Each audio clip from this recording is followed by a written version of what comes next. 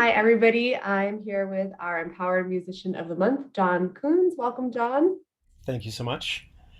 Hi. So John is a singer in the New York area, singing actor, educator, has performed with the Boston Pops, Seattle Symphony, Seattle Opera, Rhode Island Philharmonic, Atlanta Symphony, so many things, and then also performed with Ben Folds. So a very versatile career, and really glad you're here with us today, John. Why don't you tell us a little bit about your sort of unique career path and some of the places that it's taken you? Sure.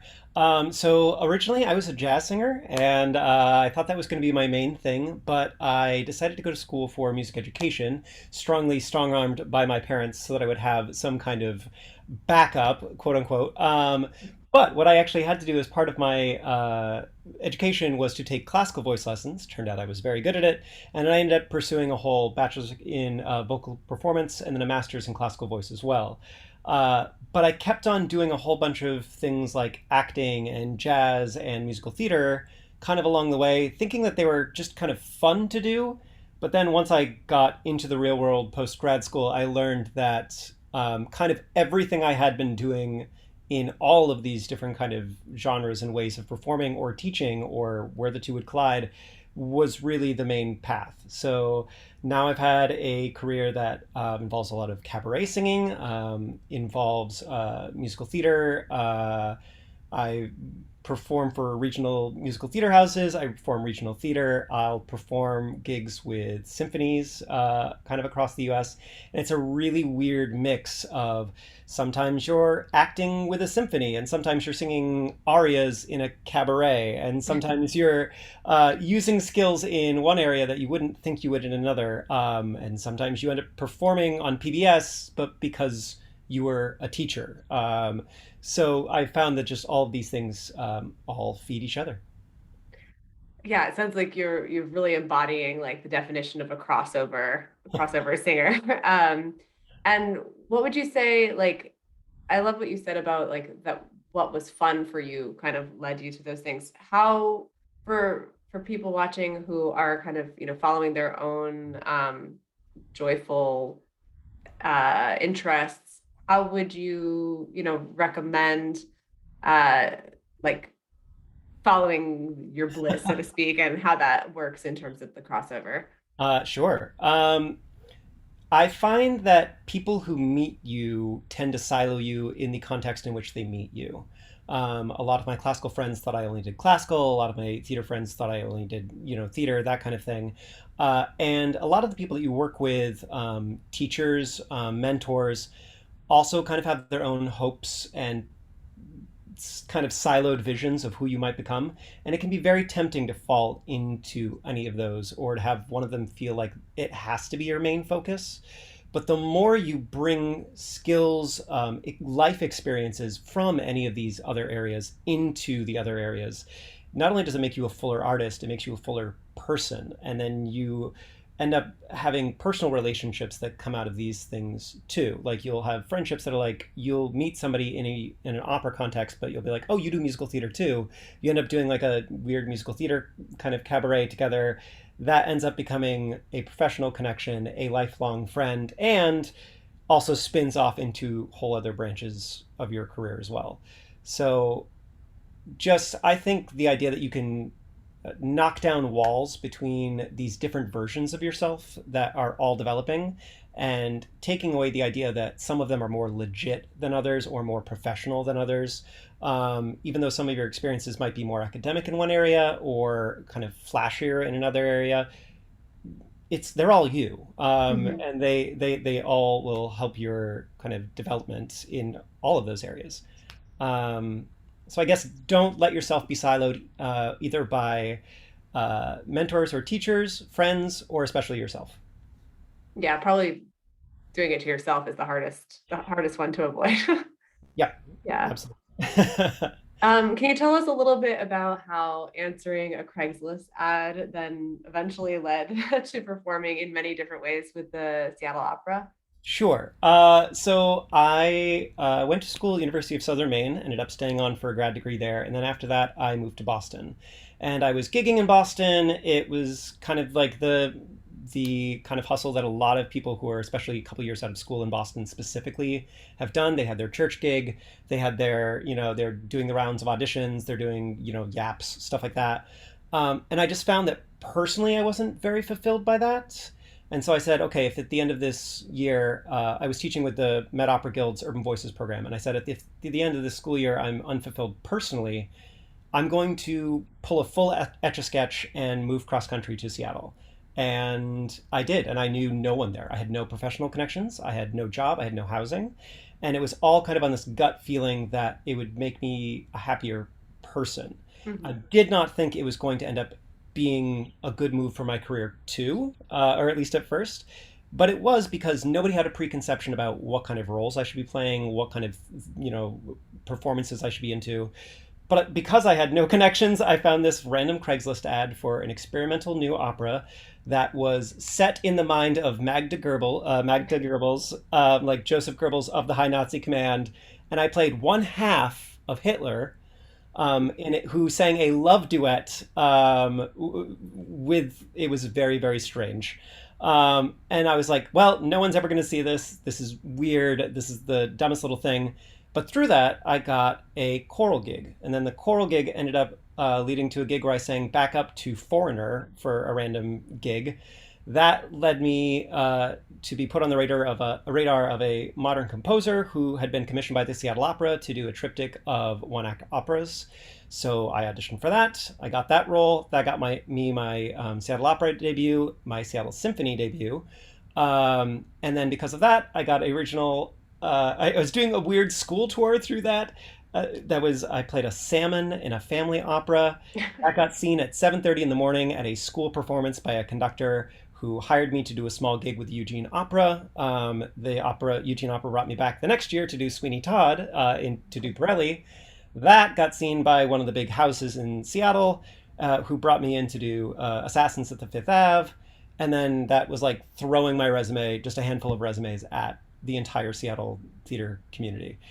That ended up leading to me knowing some New York music directors and directors, which got me my Broadway debut singing in the Memorial of Jerry Herman. So weird Hitler Craigslist opera to salmon opera all the way to Broadway is something that I did not see coming.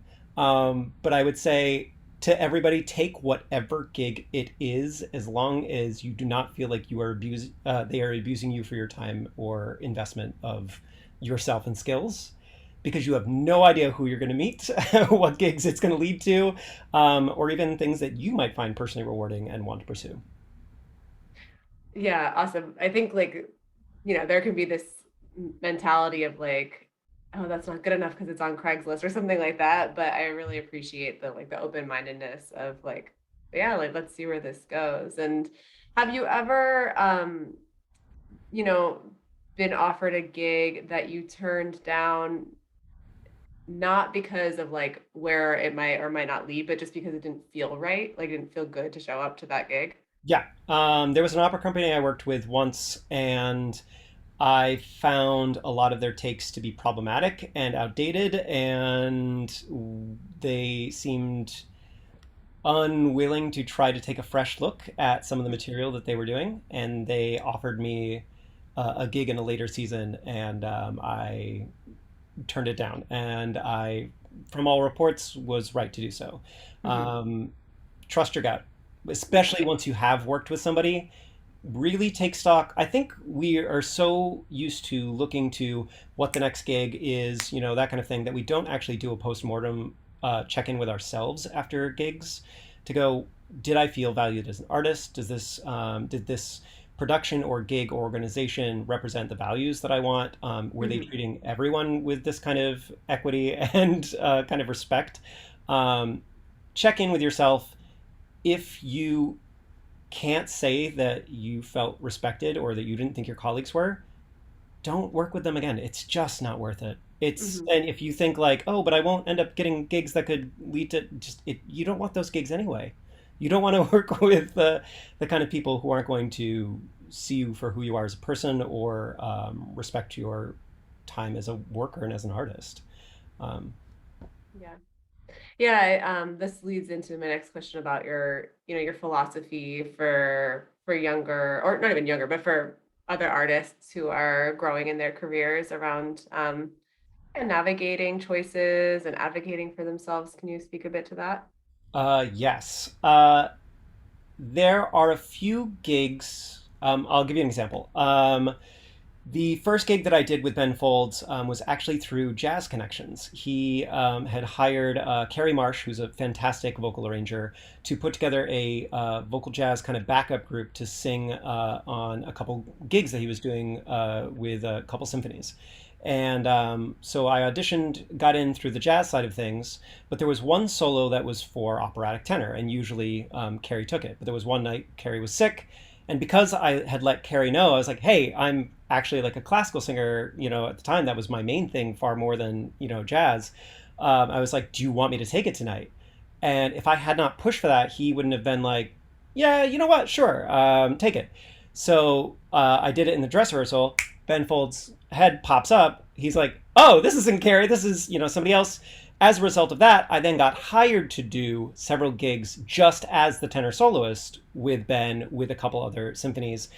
I felt a little kind of like wedging myself in there, and or I don't want to say impostery, but it was like I was not hired to be that soloist when I very first went in. Even though I did end up doing that as a gig and get hired to do that, there's been similar times where, like, because I advocated for myself, or because I tried to like uh, get my resume considered by somebody who was on a project. I felt a little impostery. But then, if you get any gig, regardless of how you got it, you were good enough to do it. Like, don't have any sense of imposter feeling if you're like, oh, well, actually, I was just the cover, and then this person got sick, or you're good enough. You're in the room, you did the thing, and if the thing is over, that means you were good enough to do it. So be your own advocate, even if it feels uncomfortable. Network, because people will be like, even if they don't like you for one thing, they'll be like, but my friend's doing this thing, and you're really weird, and you do a really weird thing, and they need somebody weird for this. Go do that thing. Um, it's just a lot of putting yourself out there, even for things that you don't think are your thing. And you might be right. You might not be that thing. Go in for shows that might require you to do things that are not in your skill set, or you feel are somewhat weaker. Like maybe it's more of an acting role that has to sing one thing, or it involves dancing that you feel kind of uncomfortable for.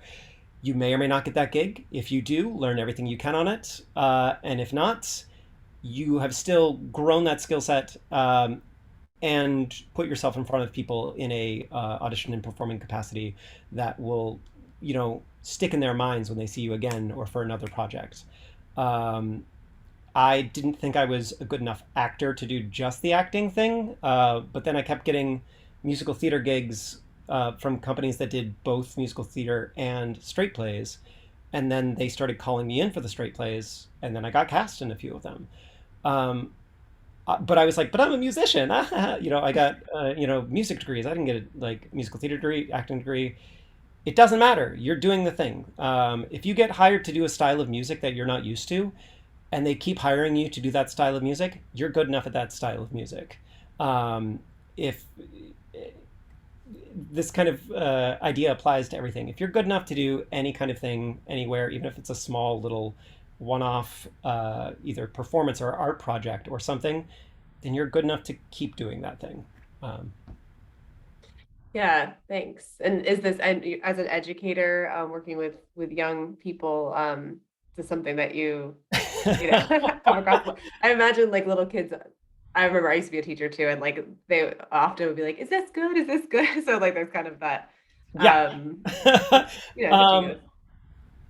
the thing that I stress, especially with my young students that I work with, is that they are all musicians, Mhm. and this can kind of keep that principle can apply to adults as well. But if you tell a 5-year-old or a 6-year-old that they're a musician, they will believe you, and they will Mhm. own that, and that will become part of their identity. Um, you are what you do. So if you do the thing, then you have every right to say that you are it. If you sing, you are a singer.